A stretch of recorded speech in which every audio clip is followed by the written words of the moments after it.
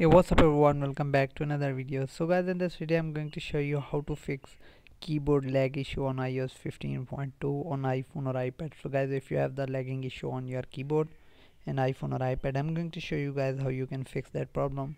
So let's get start the video without wasting any time. So before we start the video guys, hit the like button and subscribe to the channel for more upcoming video. So first of all, close all the application running in the background and simply open the setting. Then scroll down, click on general, then scroll down, click on reset, then click on reset keyboard dictionary. Now enter your iPhone passcode, then click on reset dictionary. So guys, after you have reset the dictionary, now the next step is open your setting again, then simply click on general, then scroll down, click on keyboard.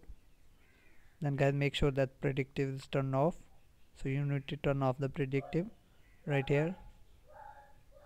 Now go back to the setting, then simply click on accessibility, then click on motion.